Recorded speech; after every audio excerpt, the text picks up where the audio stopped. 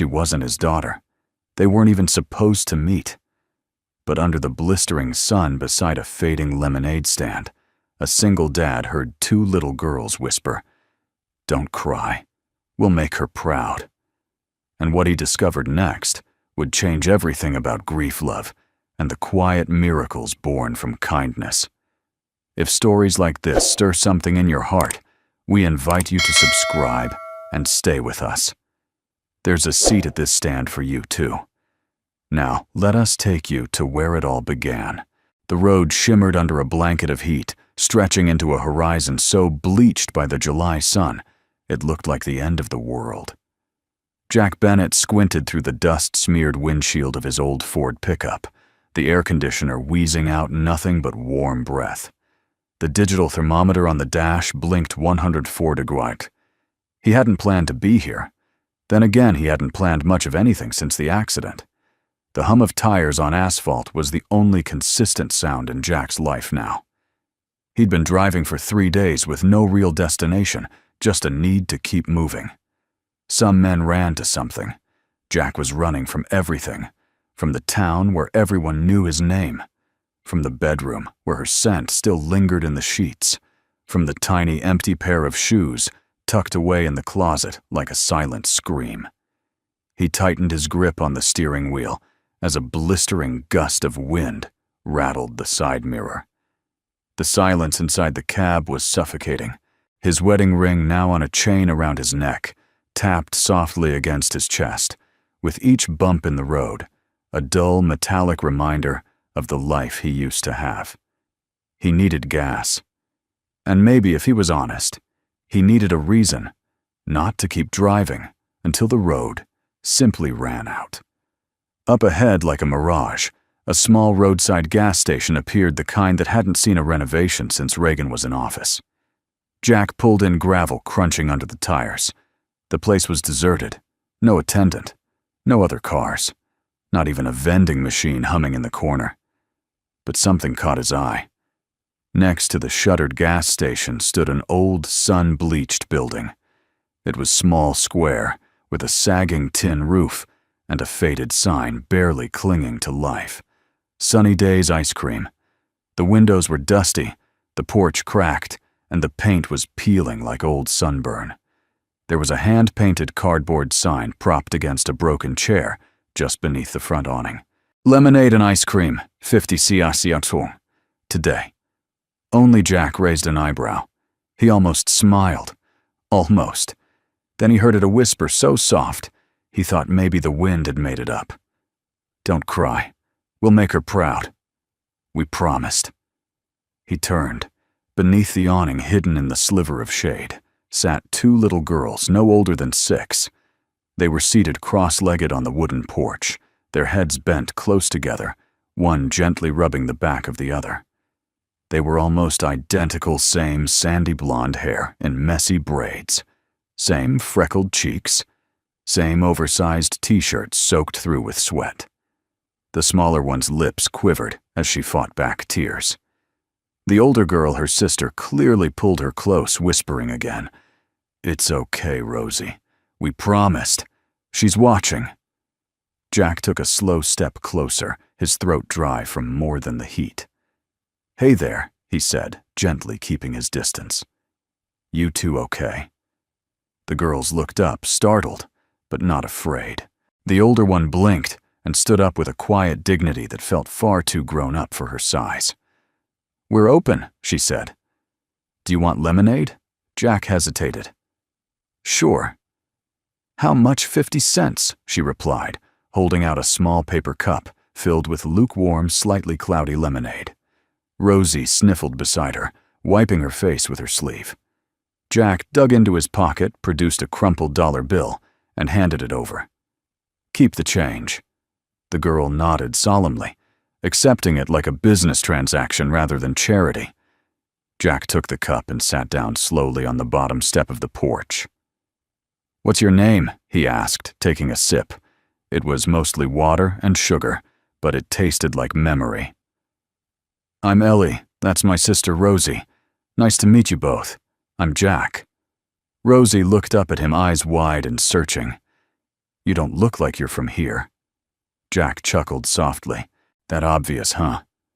The three of them sat in silence for a moment, the only sound the occasional buzz of a fly and the creak of the tin roof in the heat. Then Ellie said, "Today's the day our mom went to heaven." Jack blinked. "Oh, we come here every year." "Now," she added, her voice matter of fact. "She used to run this ice cream stand. She said if we ever felt sad, we should make lemonade and give it away. That way, people will smile. And she said a smile could fix almost anything." Jack stared down at the cup in his hand. He suddenly remembered a time decades ago when he and his little sister had tried to do the same thing. Their mom had just left. He'd squeezed lemons with shaking hands and set up a plastic table out front, hoping she might come back if she saw it. She never did. "I think your mom was right," Jack said quietly. Rosie pulled something from a rusted tin lunchbox beside her and held it out to him. "This is the letter we wrote her, but we never got to send it." Jack took it gently. The paper was wrinkled, the handwriting crooked and uncertain. It read, "Dear Mommy, we miss you. We kept your stand open. We made people smile. We hope you're watching. We hope we made you proud. Love, Ellie and Rosie." Jack swallowed hard. The world around him shimmered again, but this time it wasn't the heat. It was grief. And something else. A flicker. Something small. Something tender. Something like hope. The lemonade in Jack's hand had grown warm, but he hadn't moved. Not a muscle. He stared down at the wrinkled letter as if it were a relic, something unearthed from a forgotten world. The words were simple, almost childlike, but their weight settled heavily on his chest. The loops and smudges of each line held more heart than most adults he'd met in years. "We hope we made you proud." It was the kind of message a child sends out into the sky, hoping it might somehow reach heaven. Did she ever read? "This?" Jack asked quietly, his voice nearly breaking under the desert heat. Ellie shook her head. "We wrote it the day she left. I mean the day she went to heaven. We were going to bury it, but then Rosie said, maybe if we kept it near the ice cream stand, she could read it when she came back to visit." Jack looked at Rosie. She nodded solemnly, wiping her nose with the back of her hand. Something ached deep in Jack's ribcage. He'd driven hundreds of miles trying to escape ghosts, and somehow he'd pulled into a gas station and met two little girls who'd been waiting for one. He folded the letter carefully, handing it back to Ellie. "She would have been proud, you know. You're doing something really special." Ellie's lips twitched into the faintest smile. She used to say the stand was magical, that every cone or cup of lemonade had the power to change someone's day. Jack nodded slowly. He didn't believe in magic. He believed in concrete, in gravity, in tire pressure, and payroll numbers, and tax deadlines. But there was something undeniable about the air around this broken-down lemonade stand. Like the sun didn't burn as harshly here. Like the world held its breath just for a moment longer. "Is there anyone else here?" he asked. An adult, Ellie hesitated, then pointed toward the main road. "Our grandma's at the hospital in town. She had a stroke last week.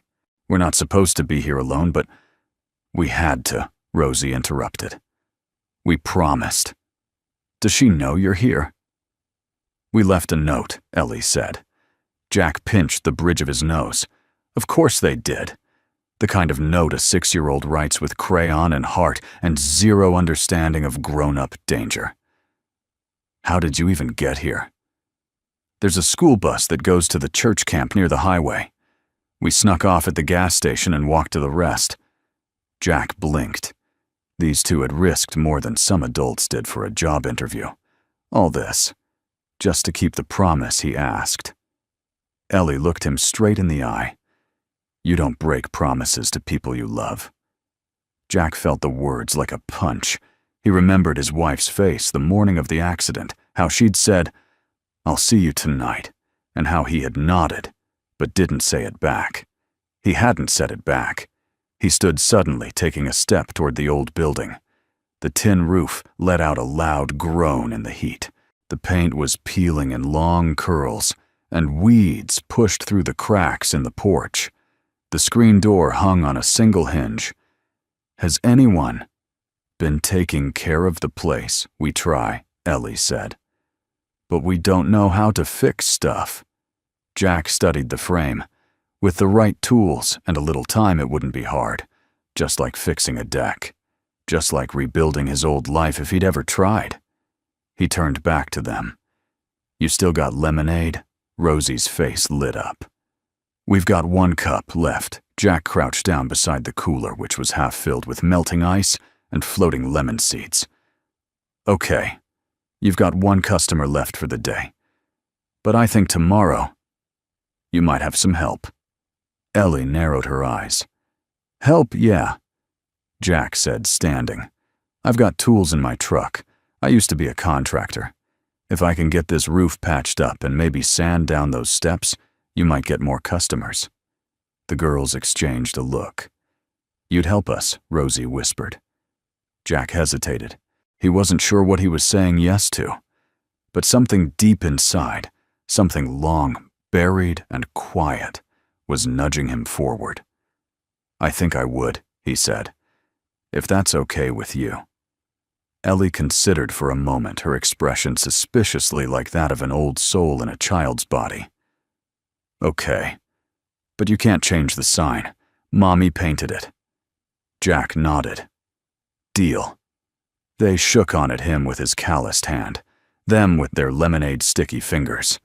It was the most real contract Jack had made in years. As he walked back to his truck to grab a tool belt, he looked over his shoulder and saw Ellie and Rosie huddled together, whispering and giggling. Their faces looked lighter somehow, like someone had lifted a heavy stone from their tiny shoulders. The sun was beginning to dip lower in the sky, turning the horizon the color of peach skin. The world still buzzed with heat, but the sharp edge had faded. Jack placed his hand on the back of the truck and took a deep breath. He hadn't planned to stop here. But maybe, just maybe, the road had planned it for him. By the time the last sliver of sun sank beneath the Colorado hills, the heat finally began to break. A warm breeze stirred the dust on the side of the road, carrying with it the faint scent of lemon and childhood. Jack sat on the tailgate of his truck, a rusty red cooler by his side, 2 small paper cups of fresh lemonade in hand. The girls had gone quiet after he started hammering new nails into the rickety porch. Now they watched him from a few feet away, barefoot dirt on their knees, and eyes full of something Jack couldn't quite name. Hope, maybe? Or was it trust? "Okay," Jack said, setting down the hammer. "Step 1. The porch won't collapse under your next customer. I'd call that progress." Ellie gave him a small smile, the kind a child only gives when she's not sure if it's okay to be happy just yet. Rosie clapped softly. He handed each of them a lemonade cup, then lifted his own. "To promises," he said. "The kind worth keeping." Ellie hesitated, then tapped her cup against his. "And to people who keep them." Jack looked away, suddenly finding the sunset a little too bright. He didn't drive away that night. Instead, he followed the girls' directions to a cheap motel 3 miles down the highway. The air conditioner rattled like it was losing a fight with the desert heat, and the bed creaked every time he shifted. But Jack lay there, long into the night, staring at the ceiling fan turning slow, lazy circles. He hadn't meant to stay. He told himself it was just to make sure the girls didn't get into trouble. That maybe he'd patch up a few things on the old stand and leave by the weekend. It wasn't about sentiment, it was responsibility. That's what he told himself. But sometime after midnight, when he closed his eyes, he dreamed of a little girl with golden hair selling popsicles beside a woman who looked suspiciously like his late wife. They waved to him. They didn't speak, but somehow he knew what they were saying. Stay. The next morning, Jack showed up with a new cooler, a toolkit, and a bag of fresh lemons. The girls squealed when they saw the ice machine behind the gas station. "It works," Rosie gasped. "Just needed a little coaxing," Jack said with a grin. Like most things that have been neglected too long. They spent the morning cleaning. Ellie found an old broom behind the counter and swept until her arms ached. Rosie wiped down the old cash drawer with a rag soaked in lemon water. Jack repaired the screen door and removed 2 broken floorboards from the porch. He even brought in a new umbrella to shade the front table. "You're like a fixer," Rosie said at one point, watching him line up a level against the doorframe. Jack shrugged. "Used to be. Haven't fixed much lately." "Why not?" Ellie asked. He paused, then looked at her. "Because sometimes when you lose the thing that mattered most, everything else just stops mattering." Neither girl spoke, but Rosie came over and silently placed her small, sticky hand in his. It undid him more than he cared to admit. By early afternoon, the lemonade stand looked like it had survived a decade and still had charm left to spare. The sign was still faded, the paint still chipped in places, but now it had character, like it belonged in that spot under the sun. They got their first customer around 2 p.m., a middle-aged man in a sun hat, who pulled over and bought 2 lemonades and a fudge bar. Then came an elderly couple from Missouri, curious about the vintage look of the stand. They left with 3 cones and a photo for their travel scrapbook. Every time a car stopped, the girls lit up like the 4th of July. Jack watched them from the porch, sipping iced tea from a mason jar Mrs. Dorothy had dropped off earlier. "You've got a good thing going here," she'd told him with a wink. Grace would be proud. She used to call this place the beating heart of summer. That phrase stuck with him. The beating heart of summer. He hadn't felt anything beat inside him in months. Around 4 o'clock, Ellie reached into the register, an old lunchbox with cartoon stickers, and pulled out a folded photo. She offered it to Jack without a word. It was a snapshot of Grace Monroe, mid-30s. Long auburn hair, bright smile apron covered in flour. She was handing a child an ice cream cone and laughing, sunlight washing over her like a blessing. Behind her, the same stand, just cleaner. Newer. "She's beautiful," Jack murmured. "She made everyone feel like sunshine," Ellie said, even when she was sick. He traced the edge of the photo with his thumb. He could see it in Grace's eyes, that rare kind of warmth that lingered in a place long after the person was gone, the kind that made strangers stop and feel like they belonged. "I think she's the reason people are stopping," Rosie said, "like they remember without remembering." Jack nodded slowly. "That's called legacy." As the sun dipped low again, casting long shadows across the porch, Jack leaned back in the rocking chair he'd salvaged from the rear storage room. "You girls hungry?" he asked. They nodded eagerly. He drove into town and returned with chicken tenders, apple slices, and 3 milkshakes. They sat on the steps, dipping fries in ketchup and laughing at Rosie's jokes about frogs and lemonade farts. For the first time in over a year, Jack laughed without guilt. As the stars blinked into view above them, Ellie whispered, "We think. Maybe you're the one Mommy meant, the one who'd help us stay." Jack didn't reply right away. He just looked up at the sky and whispered to no one, "Please, if this is what I'm meant to do, don't let me mess it up." By mid-morning the next day, the smell of lemon and fresh wood lingered in the air, like perfume from a forgotten era. Jack stood outside the little stand, one hand on his hip, the other wiping sweat from his brow, as he surveyed the results of his work. The repairs from the past 2 days had transformed the place not into something new, but into a better version of what it used to be. The porch no longer sagged. The screen door closed with a satisfying click. The faded sign that read, "Sunny Days Ice Cream," had been carefully scrubbed, but not repainted. Jack had decided to leave it exactly as Grace had left it, her soft cursive barely visible beneath layers of sun wear and time. He didn't want to overwrite what had come before. He just wanted to keep it from disappearing. Inside the stand, Ellie and Rosie were busy filling cups with lemonade from a large glass jar Jack had found at the hardware store.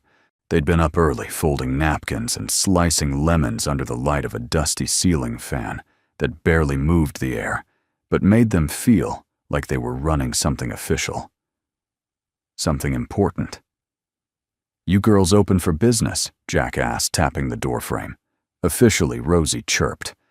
"We even made menus." She handed him a page of paper folded like a takeout menu, crayon-colored with options that included lemonade, extra, lemony, lemonade, grape popsicles, lemon gummy surprise. Warning, not actually lemonade. Jack chuckled. "Looks like I'm gonna need to update the register." Ellie pointed to the tin lunchbox. "We counted our money. We made $12 yesterday. That's more than most startups earn in a week," Jack said. "And we gave a man a free popsicle because he looked sad," Rosie added. Jack raised an eyebrow. "Did he cheer up?" She shrugged. He smiled. "A little." "Then that counts." Around noon, a dusty sedan pulled off the highway and parked near the pumps. A woman stepped out, early 60s, wide-brimmed straw hat, cat-eye sunglasses, floral blouse that danced in the breeze. She moved slowly, but with purpose, as if every step was a memory revisited. Jack watched her from the porch. She approached the stand, removed her sunglasses, and peered through the screen door. "I'll be," she said softly. "Is this Grace Monroe's old place?" Jack stepped forward. "It is." "Did you know her?" The woman smiled, eyes misty. "Know her? Honey, I taught next door to her for 20 years. I'm Dorothy, Mrs. Dorothy. Grace and I used to sit right here every Friday afternoon splitting a root beer float and watching cars drive by like we were queens of the county." Jack extended a hand. "Jack Bennett. I've just been helping out around here." "Helping," she laughed. "Looks like you've brought the place back to life." Jack gestured toward the girls. "It's not me. It's them." "Mrs."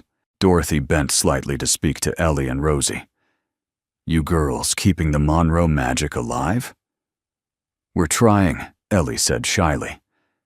"You're doing more than trying," Dorothy said, reaching into her purse and pulling out something carefully wrapped in tissue. "I brought this. Thought maybe it should come home." Inside the paper was a small Polaroid. In it, a younger Grace Monroe stood behind the counter, hair tied up in a red bandana, holding 2 cones aloft like trophies. Her laughter had somehow been captured in still frame, bright as sunshine.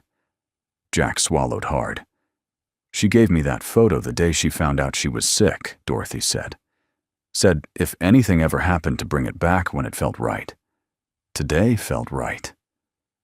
Ellie took the photo like it was treasure, and Rosie whispered, "She looks like a superhero."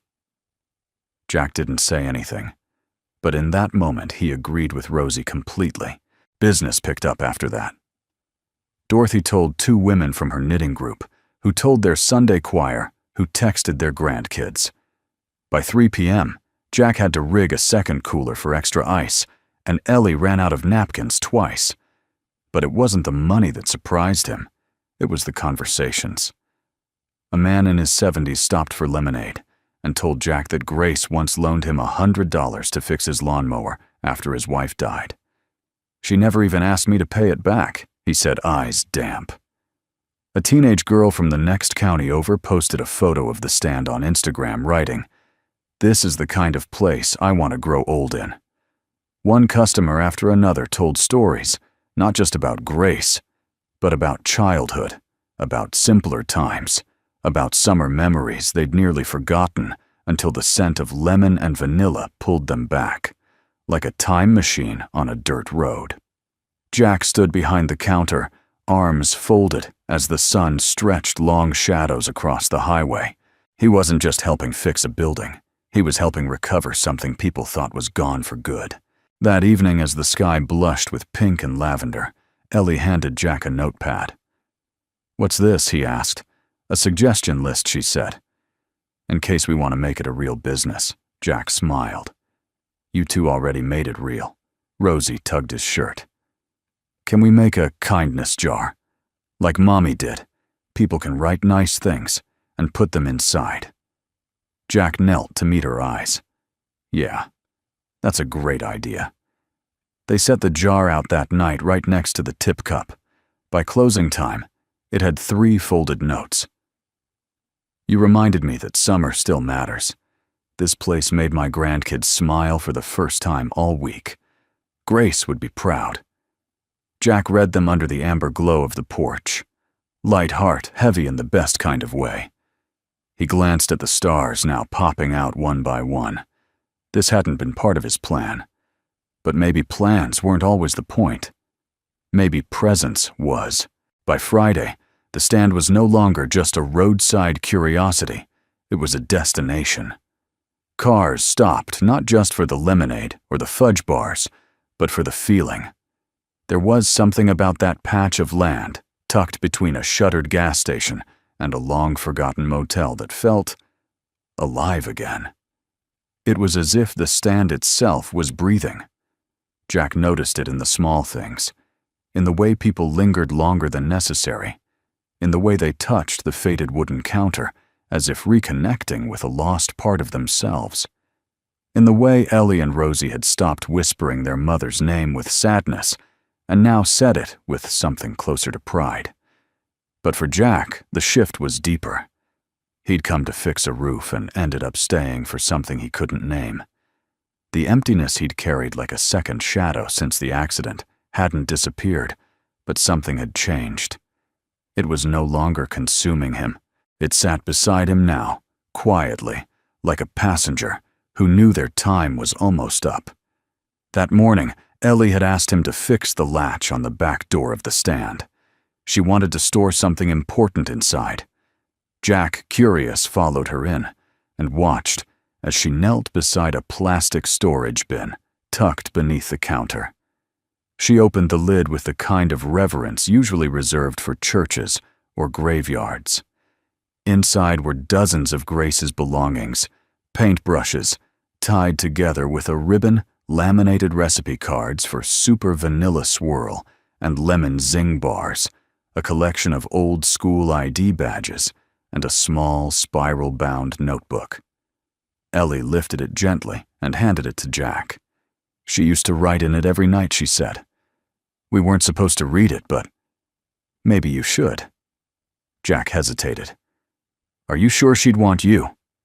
To, Rosie said from the doorway. We think she's the one who sent you. Jack swallowed hard, then sat down on an overturned milk crate and opened the notebook. The handwriting was unmistakably Grace's curvy, confident, full of loops that felt like smiles. The first page was dated 3 years earlier. Rosie dropped her ice cream today. She cried until I made her a new one and added an extra cherry. I told her mistakes happen, but love is what we scoop on top to make them sweeter. He turned another page. Ellie asked me what happens when we die. I told her we leave behind all the love we gave, and that's what keeps us alive in people's hearts. She nodded like she understood. Maybe she does. Page after page it continued, small moments, little heartbreaks, quiet victories. Grace had written not for herself, but for her daughters, for the memory of their childhood, for the legacy she hoped would remain when her body could no longer carry her forward. Then came the final entry, dated just 2 days before she passed. They think I don't see how scared they are, but I do. Ellie tries to be brave. Rosie still cries in her sleep. I don't know if they'll remember me fully, but I hope they'll remember how I made them feel. I told them to keep the stand open each summer, not for the money, for the joy, for the magic in handing someone a popsicle and seeing their shoulders relax. And maybe someone will come along to help them. Someone with scars like mine, who understands that you don't heal by forgetting, you heal by building again. If you're reading this, whoever you are, thank you. Please, Stay. They need someone who believes in small things. Jack set the notebook down, his hands trembling. For a long time, no one spoke. Then he stood, walked to the porch, and sat in the rocking chair where Grace used to read to her girls. The midday sun poured across the ground in thick, golden sheets. And in it, Jack saw her not in flesh, but in echoes, in colors, in scent, in the giggle of her children and the warmth of the wood beneath his palms. Grace, he whispered, as if speaking her name might somehow bridge the gap between heaven and earth. I'm trying. That afternoon, Jack drove into town with the girls to buy more supplies. While they picked out colorful napkins and a bag of rainbow sprinkles, Jack wandered into the bookstore next door, a small, dusty place filled with more stories than shelves. He wasn't sure what he was looking for until he found himself standing in front of the children's section, staring at a copy of Charlotte's Web. He picked it up, thumbed through it, and remembered reading it to his daughter Maddie every night for a month. She'd loved Wilbur and cried every time Charlotte spun her final web. He hadn't opened that book since the funeral. His grip tightened, then softened. Maybe it was time. At the counter, a quiet voice broke his thoughts. Good choice, the woman said. That book still makes me cry. Jack looked up to see a woman, early 40s, soft brown eyes, sandy blonde hair tied in a low ponytail.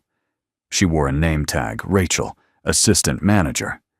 He managed a smile. Yeah, my daughter used to love it. There was a silence that followed. Not awkward, just honest. I always thought Charlotte was the strongest character in that book, Rachel said, scanning the barcode. Not because she saved Wilbur, but because she knew when to let go. Jack nodded slowly. Letting go's the hard part. Rachel looked up. Isn't it? Their eyes held for a beat too long. Then Ellie's voice broke through Jack. We found gummy bears for the sundaes. Jack turned, waved, then looked back at Rachel. Thanks for the book, she nodded. Come back anytime. The bookstore's quiet, but it's good company. That evening, back at the stand, the girls helped Jack install a small shelf beside the service window. They placed Grace's notebook on it, open to a blank page with a pen beside it, and a sign, take what you need. Leave what you love. By closing time, 4 strangers had written in it. Jack didn't read the notes right away. He just stood in the doorway watching the girls chase fireflies under the porch light and felt for the first time in a long time, not like a man avoiding his past, but like one becoming part of something new. The following week brought relentless heat. Each afternoon, the Colorado sun painted the highway in waves of rising mirage. The breeze came only in short, teasing bursts, hotter than a breath dry as chalk. The lemonade stand, despite the scorching weather, drew more visitors than ever. People came with wide-brimmed hats and sweat-soaked shirts. Some stayed for a drink, others for a story, and a few just stood silently under the umbrella eyes, distant, as if the stand gave them permission to pause. Jack had never seen anything like it. He watched it all from behind the counter cooler-stocked tools, packed neatly towel slung over one shoulder, like a badge of quiet duty. He wasn't just fixing the stand anymore. He was tending to it like a gardener rediscovering what it meant to care for something fragile and alive. That Tuesday, Ellie brought him a shoebox. We found this under Mommy's bed a while ago, she said, pushing it toward him on the porch table. Grandma said it was special.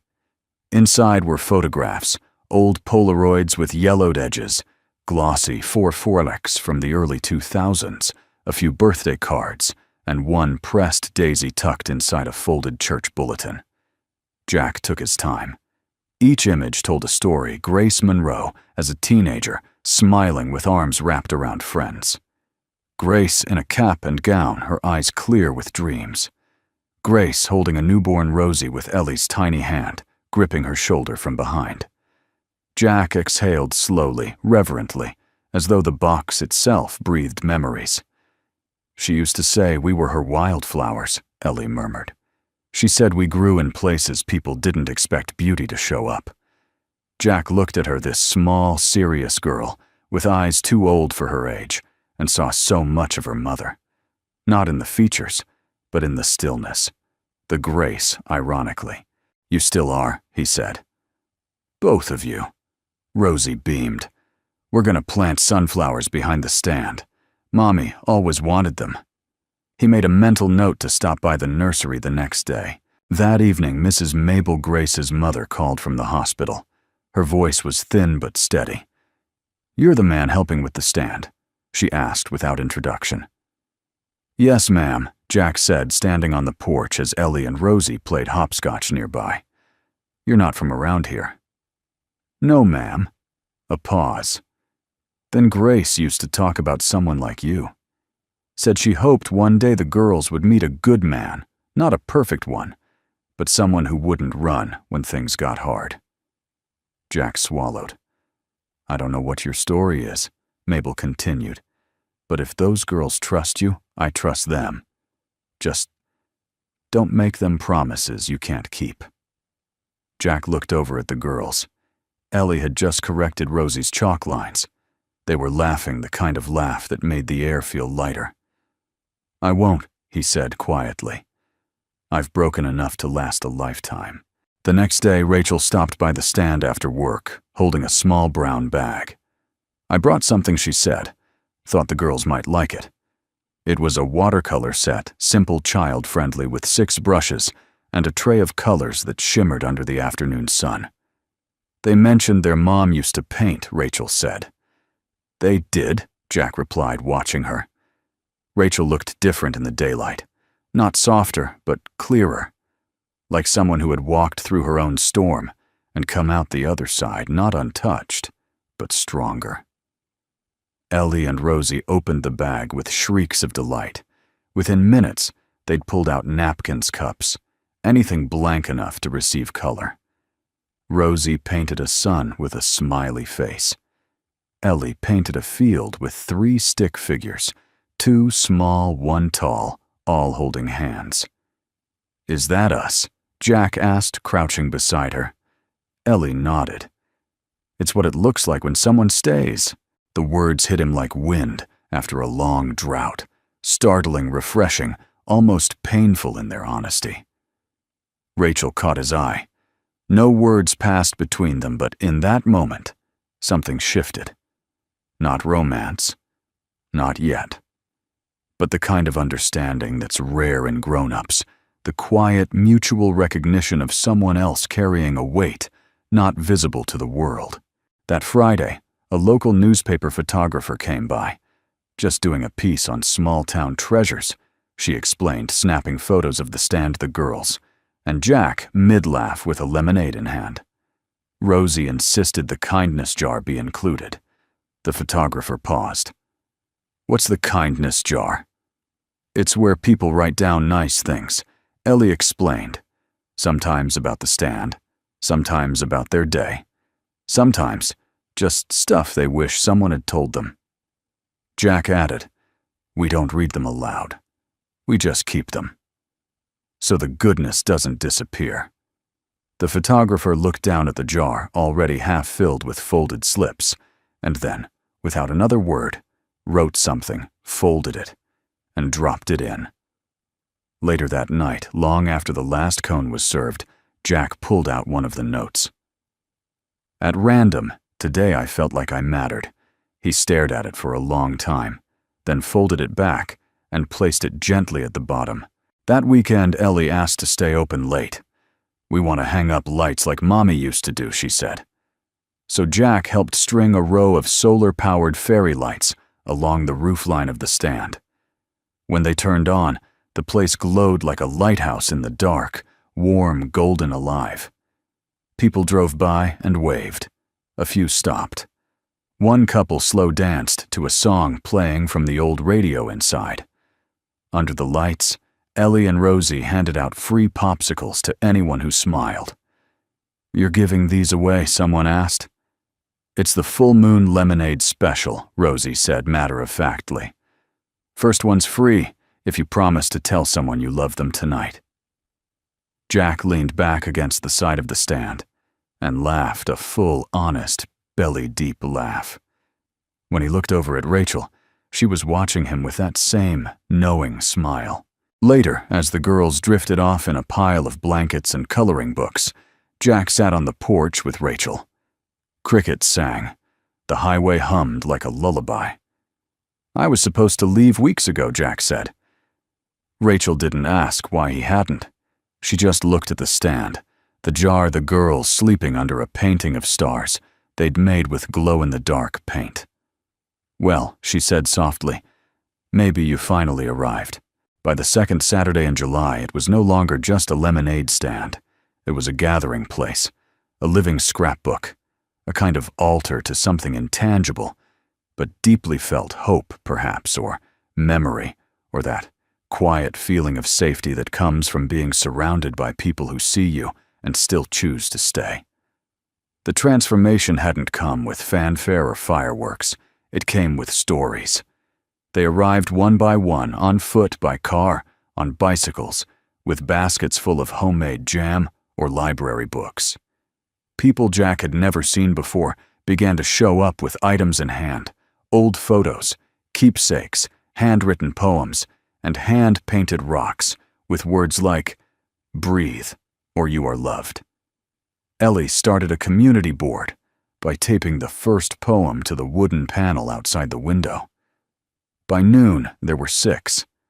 By sundown, 17. Each one was like a little lantern lit and left for someone else to find in the dark. Mrs. Dorothy came back on Monday this time with her nephew Cal, a retired Marine, with a gray beard and a heart full of mischief. He brought folding chairs and a guitar and asked if he could sing during the evening rush. "Grace used to let me play here on Friday nights," he said, tuning his instrument.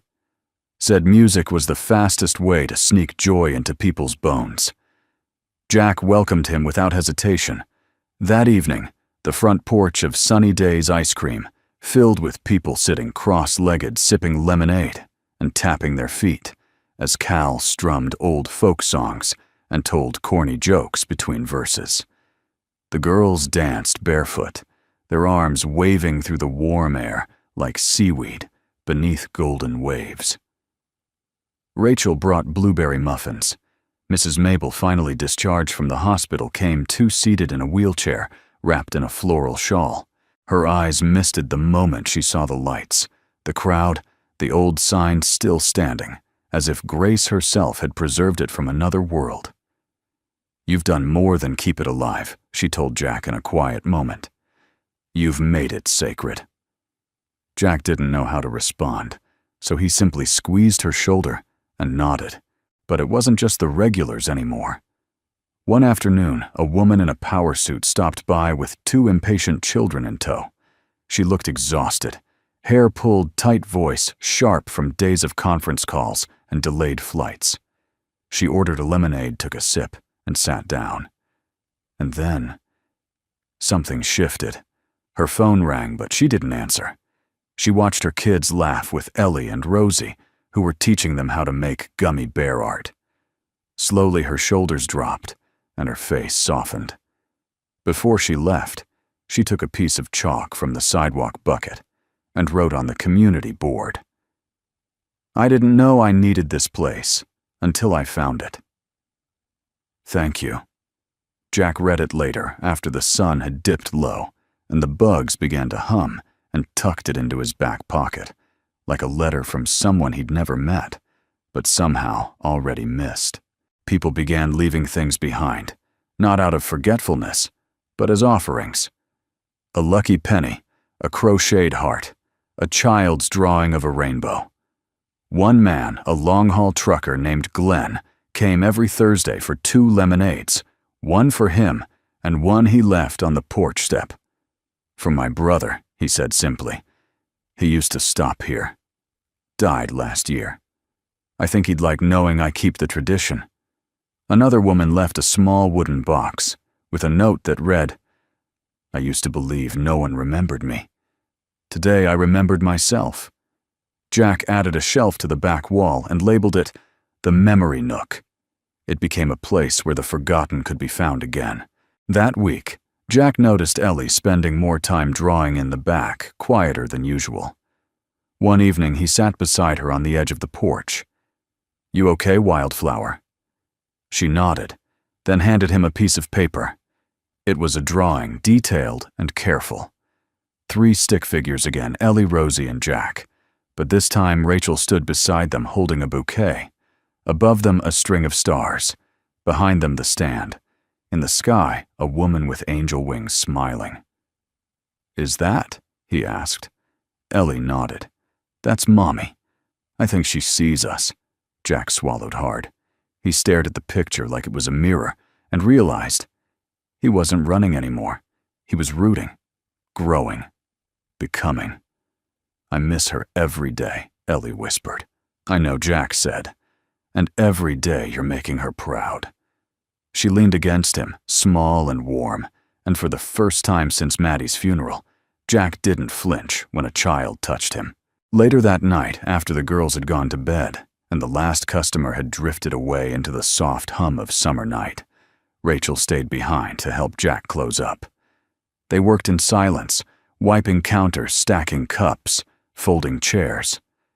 Then Rachel said, without looking up, "You know, my husband was in the Army.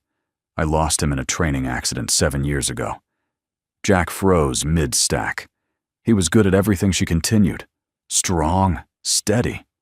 "I thought I'd die after the funeral. But I didn't. I kept going, but it never felt like living again." Jack waited. He knew better than to interrupt. "But then I came here last week, and Ellie handed me a cup of lemonade and said, 'I hope this makes your heart less tired.' And for some reason, it did." Jack looked at her, then really looked. And what he saw wasn't a woman haunted by grief, but one who had learned to carry it gracefully. "Some days," he said softly, "I think your husband and my daughter might be watching this together." Rachel smiled, her eyes glistening. "Maybe they are." The porch light buzzed overhead. The night was thick with the scent of lemon paint and freshly watered soil. And in that small, golden-lit moment, Jack reached across the silence and took her hand. She didn't pull away. Neither of them said a word. They didn't have to. The days melted together in that soft, slow rhythm only summer could offer. Every morning the sun greeted Jack like an old friend, unforgiving in heat, but steady. Reliable. The kind of friend who didn't sugarcoat anything, but also never left you alone. He found comfort in the rituals, unlocking the creaky screen door of the stand, refilling the cooler with ice, checking the lemons for bruises, and watching Ellie and Rosie come bounding up the road with chalk-stained fingers and wildflowers in their hands. Rachel started coming earlier now. At first it was to bring supplies, plastic spoons, paper towels, once even a whole crate of peaches from the farmer's market. But she stayed longer each time. She brought calm with her, like the quiet of a library or a soft breeze in a still room. She didn't speak loudly. She didn't rush. She just fit there in that little corner of the world. Jack found himself listening for the sound of her car, the way some men listened for thunderstorms, with anticipation, with something close to longing. One morning, while the girls were painting a new chalk sign for the roadside free lemonade. If you're having a bad day, Jack and Rachel sat beneath the umbrella sharing a thermos of sweet tea. Rachel pulled out a stack of small cards from her bag. Each was printed with a soft watercolor on the front and handwritten words on the back. "I used to do this after Paul died," she explained. "I'd write notes and leave them in grocery stores, cafes, on park benches, little reminders for strangers. I think I was trying to tell myself those things too." Jack took one and read, "You are not broken. You are blooming in new directions." Another read, "The sun hasn't forgotten how to find you." He looked up. "These are beautiful." She shrugged, smiling. "They helped me stay afloat. You think we could leave a few at the stand, I was hoping you'd ask. That afternoon, they tucked cards between the napkins under lemonade cups, even between the pages of the guest book Grace once used. By closing time, half were gone, some taken, some rehidden, all seen. Later that week, a boy named Caleb came to the stand. He couldn't have been more than 10, messy blonde hair, a backpack far too big for his frame, and eyes that didn't quite meet yours when you spoke. He asked for a lemonade and sat alone on the step, barely sipping it. Ellie and Rosie tried to get him to play hopscotch. He shook his head. When Rachel crouched beside him and gently asked if he was okay, he said nothing, just pulled a card from his pocket. One of hers. It read, "Someone in this world is waiting to meet the version of you that finally believes you belong." Rachel's eyes filled.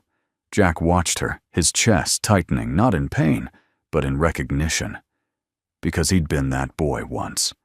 And maybe if he was honest, a part of him still was. When Caleb finally spoke, it was so soft, Jack barely heard him. "My mom's real sick. This place. It's the only part of summer that doesn't feel scary." They let him stay as long as he liked. He left with 2 extra lemonades for the road and a sunflower Rosie insisted he take home. That night, Jack wrote his own card. It said, "You may have lost the map, but not the way." He tucked it into the kindness jar. As July drifted toward August, the heat grew heavier. The stand opened earlier, closed later. The girls had turned the back wall into an art gallery. Grace's old sketches mingled with Rosie's stick figures and Ellie's surprisingly good portraits of dogs and lemonade cups. One corner was reserved for people who helped. Jack's name was there written in yellow crayon. So was Rachel's. So was Cal, the singing Marine Miss Dorothy, and truck driver Glenn. One night long after the last customer had left, Jack found Rachel sitting alone on the porch step. The girls were asleep in a blanket fort they'd built inside, surrounded by paper lanterns and the scent of melted fudge bars. "Penny for your thoughts?" he asked, sitting beside her. She didn't answer at first. Then quietly, "I think I stopped believing in new beginnings after Paul." Jack waited. "I rebuilt, yes. I survived. But it was like patching a house you no longer want to live in. Functional but hollow." She turned to face him. "But lately, being here, watching those girls watching you, I've started to wonder if there's more to life than just surviving the fire." Jack looked at her, his voice low. "Sometimes the fire makes room for things that couldn't grow before." A pause. "I'm scared," she admitted, "not of falling, but of letting myself hope." Jack nodded. "I know the feeling." She took a deep breath. "But this place, this little miracle of wood and lemon and memory, it's showing me that hope doesn't have to be loud. It can whisper and still be heard." Jack reached for her hand. This time, it wasn't just about comfort. It was a promise, not of certainty, but of presence. Before she left, Rachel walked to the chalkboard beside the counter, the one the girls let people write on freely, and added her message. "Hope doesn't shout. It stays, even when we think it's gone." Jack watched the letters curve gently under her hand. Then he looked at the stars, then back at her. And he smiled. It came without warning. One moment, the late August sky was heavy with that soft, peach-tinted haze that always lingered before sunset. The next, the wind shifted sharp and restless, and the first low rumble of thunder rolled across the dry Colorado plain like a distant drumbeat. Jack was at the back of the stand, fixing a loose hinge on the supply cabinet, when the breeze turned violent. Dust kicked up from the roadside. Umbrellas toppled. The kindness jar wobbled precariously on its ledge before Jack lunged forward and caught it just in time. Inside the stand, Rosie squealed and dove under the service counter. Ellie, ever the protector, pulled her sister close and held her like she'd done a dozen times before, with quiet strength and the kind of steadiness that made her seem older than her years. Jack scanned the horizon. The clouds weren't just thick, they were wrong. A strange, bruised purple crept along the sky's edge, pulsing as if alive. He could smell rain before it fell like hot metal and electric wires. "Girls," he called. "We've got to close up." Now. They moved fast, their rehearsed end-of-day rhythm now accelerated by instinct and adrenaline. Jack flipped the coolers shut. Rachel stacked the folding chairs and hustled them into the storage closet, while the girls dashed between the porch and the counter with bundles of napkins, half-used crayon buckets, and the memory book Grace had once kept. As Jack reached for the string of fairy lights above the porch, the first crack of lightning split the sky, followed by a wind so fierce it lifted the wooden chalkboard clean off its stand and slammed it into the dirt. The words, "Free lemonade for sad days," vanished beneath a cloud of debris. Inside, he yelled, grabbing Rosie under one arm and pulling Ellie with the other. Rachel followed last, closing the door behind them, as the rain finally came, not in drops, but in sheets. The storm collapsed on them like a weight. Inside, the world shrank. The wind howled, thunder cracked, rain lashed against the window so hard it sounded like gravel. The roof groaned. Water began to seep in beneath the floorboards, and the old ceiling tiles trembled overhead. Rosie clung to Jack's chest, sobbing. "It's gonna fall. It's gonna fall." Jack held her tighter. "Not tonight," he said. "I'm here." Rachel wrapped her arms around Ellie, who trembled but didn't cry. For 20 long minutes they waited. No one spoke, just the storm outside and the soft heartbeat of people who had learned how to survive things they never wanted to face. When the wind finally eased and the rain softened into something gentler, they opened the door and stepped out into silence. The world was soaked. The road ran with shallow rivers. The porch was in shambles, 2 steps broken. Flower pots shattered. The sign that had stood proudly above the stand for nearly 2 decades was now face down in the mud split at the corner. The painted letters, "Sunny Days," "Ice Cream," blurred by rain. Rosie gasped. "We didn't keep it safe." Ellie bent to pick up a cracked piece of the sign, her lower lip trembling. "Mom's going to be so sad." Jack crouched beside them. "Hey, listen to me." They looked up. "She's not sad. She's proud. You didn't run. You kept each other safe.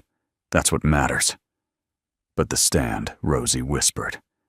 "Can be fixed," Jack said, just like it was the first time.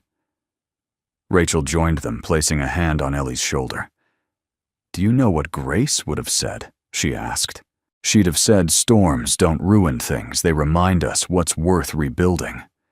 That was when Rosie pulled something from her pocket, a folded, soggy piece of paper. One of the kindness notes. "You are stronger than the storm." She handed it to Jack with both hands. And Jack broke. Not all at once, not like glass, but like earth does after drought when rain finally returns, and the ground can't help but crack open to receive it. He knelt in the mud and wept. For Maddie. For Grace. For all the things he hadn't let himself feel in months. The girls didn't look away. Neither did Rachel. They just sat with him as the storm passed, and the sun began to peek through the broken clouds. By morning, the community had already heard. And they came. One by one, neighbor by neighbor, person by person they came. With hammers, nails, paintbrushes, lumber. With cookies, lemonade hugs.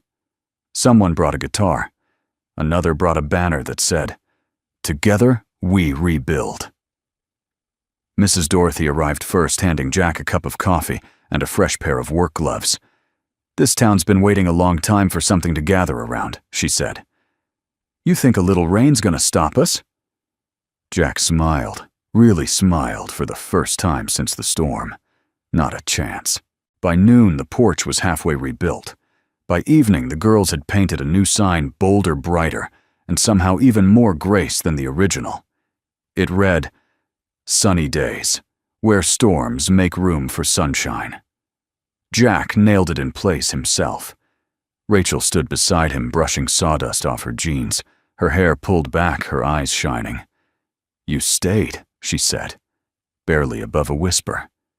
"I did," Jack replied. "Because this," he gestured toward the laughter, the hammering, the lemonade-splashed aprons. "This is what staying looks like." She reached for his hand. "Then maybe this is what starting looks like too." He squeezed her fingers. "Let's find out." That night, under a sky rinsed clean by thunder and grace, they lit the porch lanterns and opened the stand again, not for profit, not for tradition, but because something sacred had survived. And everyone needed to see that. The sun returned on the first Saturday of August, not shy or tentative, but bold, radiant, as if it had waited patiently behind the clouds, watching the people below repair what mattered most before shining its full light again. Jack stood in front of the stand, wiping sweat from his brow with the edge of his shirt. His forearms were streaked with sawdust and sunblock, his hands nicked with tiny cuts from rebuilding the porch steps and sanding the new front counter. But there was a look in his eyes that hadn't been there before, not weariness, purpose. He stepped back and took it all in. The stand looked better than it ever had. Not because it was new, but because it had earned every inch of its renewal. Fresh paint in soft yellow, a hand-painted mural of wildflowers drawn by Ellie and Rachel, now wrapped around the sides. Hanging lights crisscrossed the porch roof like stars, waiting for dusk. Above the service window, the new sign gleamed, "Sunny Days Ice Cream," in loving memory of Grace Monroe. It was Grace's birthday, and the whole town had shown up. Mrs. Mabel arrived first, her wheelchair wrapped in streamers that Ellie had insisted on. She wore a blue scarf that once belonged to her daughter and held a small bouquet of wild sunflowers in her lap. She would have loved this, she whispered, her voice catching. Grace was never afraid of joy. Jack crouched beside her, eyes kind. "Then we'll honor her, the way she lived, with full hearts and open doors." One by one, the community filled the space like water, finding its level. Cal, the retired Marine, tuned his guitar on the porch and opened with a soft rendition of "You Are My Sunshine." Couples slow danced beneath the swaying lights. Children darted between the tables, sticky with popsicle juice and laughter. An elderly man read poems from the memory nook aloud with tears in his eyes.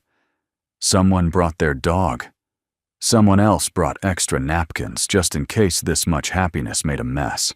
Ellie and Rosie manned the counter in aprons too big for them, serving lemonade with extra lemon slices and birthday sprinkles for every cone. Rachel wore a soft blue dress that fluttered around her knees, her hair pulled back, her hands full of fresh-cut daffodils.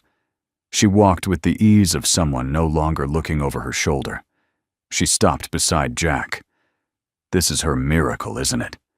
Jack looked out across the crowd, neighbors talking like old friends, strangers leaving notes in the kindness jar, little kids drawing stars on the sidewalk. "No," he said. "This is theirs, hers, the girls, yours, everyone who showed up and didn't give up." Rachel turned toward him. "You included." He didn't answer, not right away. He just looked at her, really looked, and saw not a chapter in recovery, but the beginning of something else entirely. Not a replacement for what was lost, but the birth of what could be. Near sunset, the music paused, and Ellie stepped onto the porch with a paper in her hand. Jack stood at her side, his heart thudding. They hadn't rehearsed this. She'd told no one. "I want to say something," she said, her small voice stretching across the hush. "About Mommy." A breeze lifted her hair as she began to read. This was Mommy's favorite place, Not because it made money, or because the lemonade was perfect, but because it made people feel better. She told us once that kindness is the only kind of magic that doesn't disappear when you stop believing in it. We thought we lost her, but now we know every time someone smiles, or stays a little longer, or writes something nice in the jar, she's here. And we just want to say thank you for helping us keep her magic alive. Rosie joined her, and without warning held up a photograph. It was a picture of Grace, sunlight on her shoulders apron, dusted with flower hands raised in a mid-laugh wave. Jack had seen it before in the old shoebox, but tonight it felt new again. Ellie placed it in a wooden frame on the front counter beside the tip jar and a tiny vase of fresh daisies. The crowd clapped not loudly, but warmly, gently, like applause meant to honor something fragile and sacred. Later, as the party thinned and the lanterns began to flicker in the twilight, Jack stood on the porch with Rachel watching the girls chase fireflies across the parking lot. "They're going to be okay," Rachel said softly. Jack nodded. "Better than okay. They're going to change the world. You too." He turned to her, heart wide open. "I never thought I'd love again," he admitted. "Not after Maddie. Not after." "I know," she whispered. "Me neither." He took her hand this time without hesitation. She didn't flinch. She didn't need to. Because what they were building wasn't born of filling an absence. It was born of choosing to add to something already beautiful. As the final guests left, Ellie and Rosie came to say goodnight. "Thank you for today," Ellie said. "For staying." Jack crouched down. "Thank you for making me want to." Rosie leaned forward and whispered, "I think Mommy is proud of you too." Jack smiled, blinking fast. "I hope so." They hugged him tight and sticky and entirely whole, then ran off toward the car where Mrs. Mabel waited with a knowing smile. Before locking up, Jack turned off the porch light, letting the moon take its place. He walked back behind the counter and opened Grace's old notebook, now thick with notes from strangers, friends, dreamers. He added a final line at the bottom of the page. Kindness didn't just make a miracle here. It made a home. Then he closed the book and stood beneath the stars, hand in Rachel's, the scent of lemon and laughter still lingering in the air. Tomorrow would come. But tonight was full of everything worth remembering. Autumn arrived quietly, as if it didn't want to interrupt the beauty of what summer had built. The leaves in the trees bordering the stand turned a slow, warm gold. The wind that once roared now whispered. Even the sun, still bright, seemed gentler, its angles softer, like it too had aged gracefully with the season. Business slowed as it always did when school returned and vacationers disappeared. But the lemonade stand didn't feel empty. It felt settled. Jack stood alone one morning, pouring himself a mug of coffee, and taking in the view, the porch, the mural, the kindness jar now sealed under glass to protect it from the chill. Each board, each screw, each brushstroke carried stories. The stand had outlived its original purpose, but in doing so it had become something more. Rachel arrived just after 8-hour scarf around her neck, her cheeks pink from the crisp air. She carried a small box wrapped in butcher paper and twine. "I have something for you," she said, eyes sparkling. Jack raised a brow. "Is it another pie? Because if so, you might be my favorite person on earth." She grinned. Close. But better. She placed the box on the counter and untied the string, revealing a hand-carved wooden plaque. At its center was a quote etched deep into the grain. "Some places are more than places. They're promises." Beneath it in smaller letters, Grace Monroe, Memorial Lemonade Stand. Jack swallowed. "You made this," she shrugged, with a little help from a retired woodworker named Glenn. Jack ran his fingers over the letters, blinking more than usual. "It's perfect." They hung it together right next to the guest book just above the chalkboard, now permanently titled, Messages to Grace. Already the board was full. Over the next few weeks, the girls came by after school to help close up for the season. Rosie insisted the fairy lights stay up year-round, because maybe the squirrels want to celebrate too, and Jack didn't have the heart to disagree. Ellie asked if they could paint a winter-themed mural come December. Snowmen drinking lemonade, she proposed. You know, hopeful stuff. Jack smiled. I think Grace would have liked that.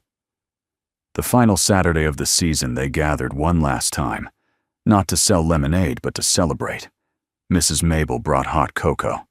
Cal brought his guitar. Rachel baked cinnamon rolls, and Jack brewed apple cider from a recipe Grace had scribbled in the back of the old ledger. As the fire pit crackled and the stars crept out over the plains, Ellie stood and made an announcement. We've decided something, she said. Me and Rosie. The crowd quieted. We want to keep this going, not just in summer, but always. We want the stand to be a place where people come to remember good things and start new ones. She looked at Jack. We want to call it the Grace Project. Jack blinked. What would that mean? It means kindness, all year round, even when there's no lemonade. The applause was quiet, but heartfelt. Rachel leaned over and whispered, that girl might be mayor someday. Later that night, long after the guests had left and the girls were asleep in the car, Jack and Rachel stood together on the porch, sipping the last of the cider. The wind rustled the tall grass in the distance. An owl called somewhere beyond the trees. Jack reached for her hand. Before all this, I thought healing meant forgetting. Rachel nodded. I did too. But now I think healing is about building something new right beside the old pain. Not over it. Not instead of it. But with it. Rachel rested her head on his shoulder.